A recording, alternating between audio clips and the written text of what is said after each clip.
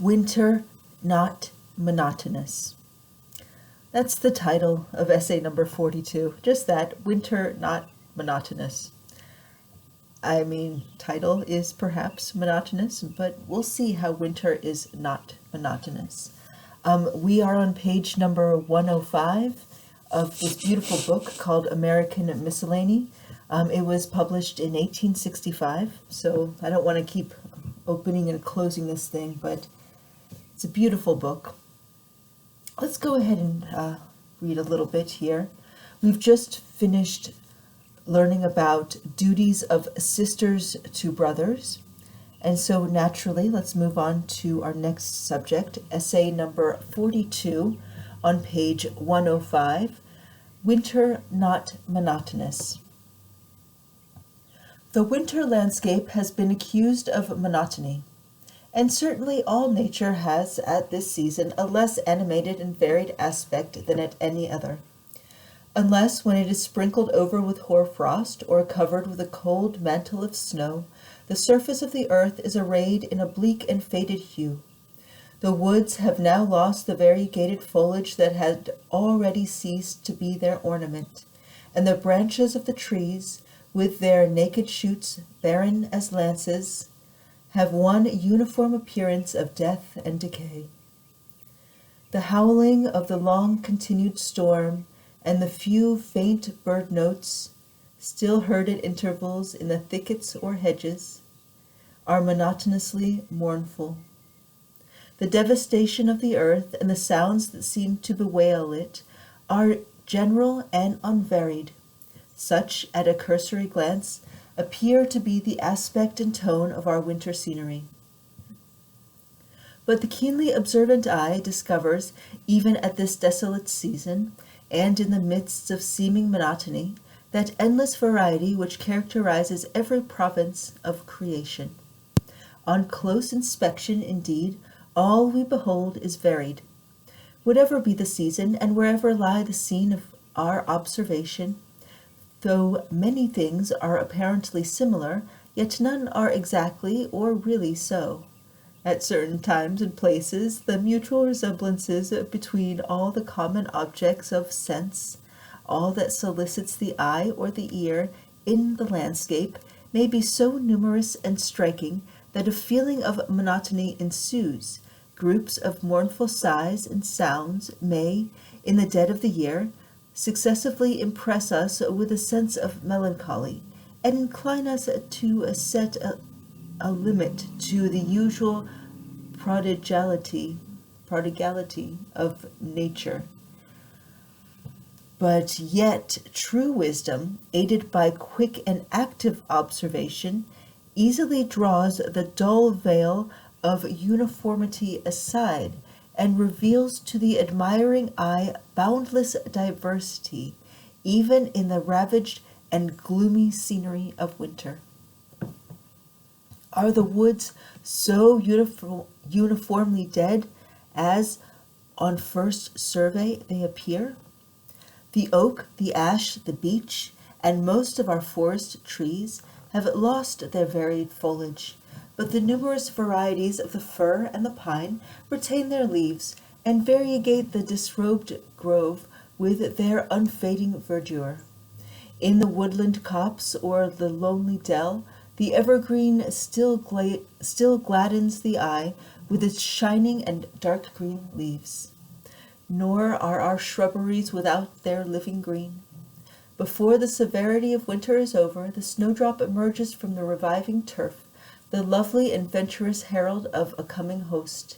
Thus, in the period of frost and snow and vegetable death, the beauty of flowers is not unknown, but rather what survives or braves the desolate storm is doubly enhanced to our eye by the surrounding dreariness and decay. It's very Victorian. Yes.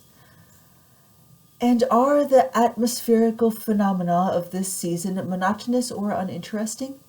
Independently of the striking contrasts they present to those of summer and autumn, they are of themselves grandly diversified.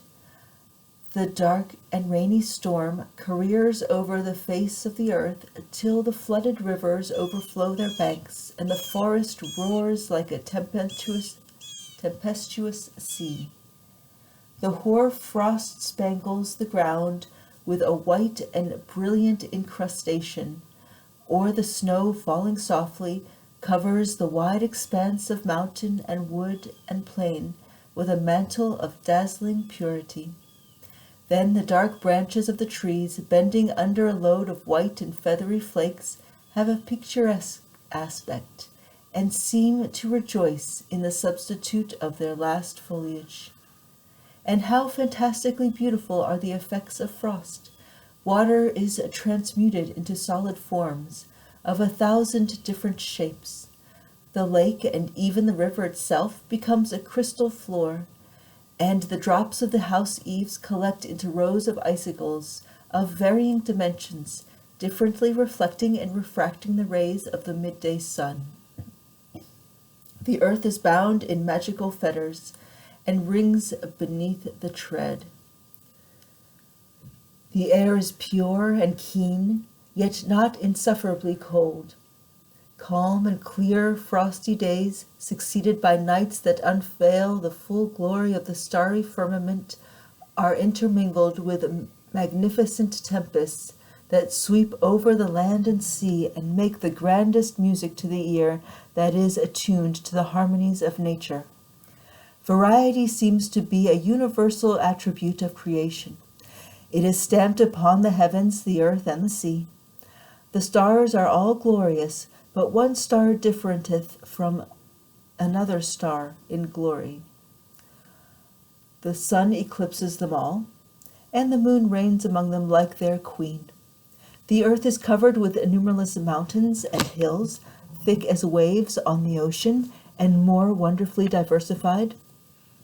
From the tiny hillock to the cloud-piercing peak, no two eminences are wholly alike in shape or size or in any single quality. What valley or plain, what tree or flower or leaf or blade of grass is, in all points, similar to another? Search the whole world, and you will find no pair of any of these created things exact counterparts to each other in regard to weight, color, structure, figure, or any other essential or accidental property. The animal world is endlessly diversified. Not only is the distinction between the varied genera. Not only is the distinction between the various genera and species wide and impassable, but between the individuals of each species no perfect similarity exists. Twins are commonly most like each other, but yet we are at no loss to distinguish between them. Even when we take two parts, however apparently alike, of two individuals of the same species, we find the same diversity. The variety observable in the human countenance has long been a matter of remark and admiration. The general features are the same in all, but their color, their relative size, and numerous other peculiarities are irreconcilably different. Hence, we can at once recognize an individual among 1,000, even when they are of the same stature and complexion with himself. The diversity of color is truly astonishing, and is the source of much beauty and enjoyment.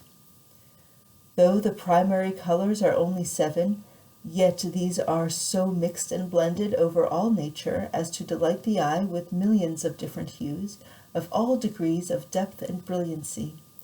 Let us look at a bed of blooming summer flowers and behold the ravishing wonders of color, the unstained silvery whiteness of the lily, the deep crimson of the rose, the dark and velvety blue of the violet, the bright yellow of the wallflower and the marigold, are but specimens of the rich and gorgeous hues that delight us with a sense of beauty and variety.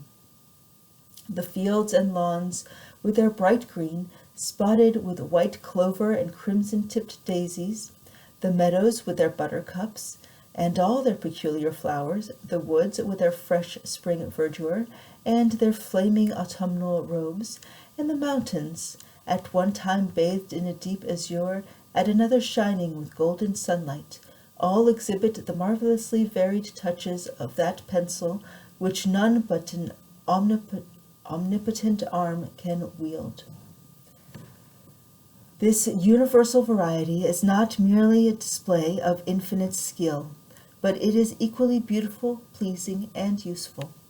It adds immensely to our enjoyment of nature and greatly enhances our idea of God's creative attributes.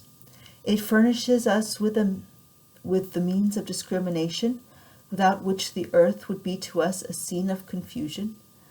Were there only one color, and were every mountain, for example, of the same shape, or every shrub and tree of the same size, how dull and monotonous would be every landscape. And if every human face were exactly alike, how should we be able to distinguish a friend from an enemy, a neighbor from a stranger, a countryman from a foreigner? Or, to take an example still more impressive, were the powers and passions of every individual mind in every respect similar, that diversity of character and pursuit which constitutes the mainspring of society and civilization would not be found. In all this there is an adaptation and wise design. Amid apparent uniformity, the necessary variety everywhere obtains, and seldom does variety run to an excess. Utter dissimilarity is as rare as complete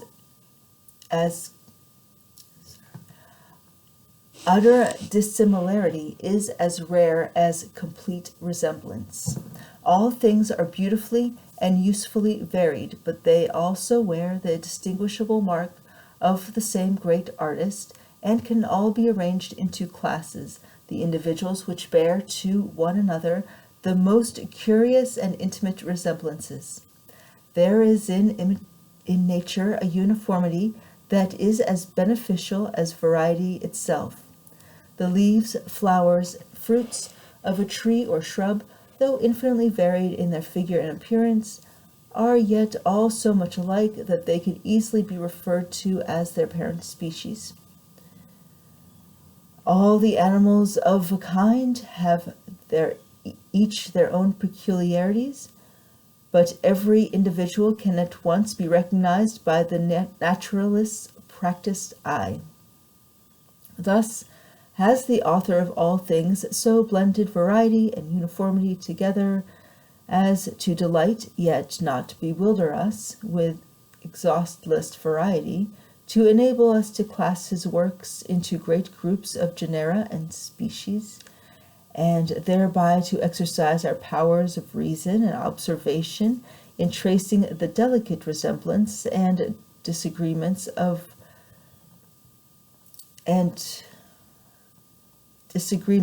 that meet us in all our inquiries. O Lord, every quality of thy works is the result of infinite wisdom.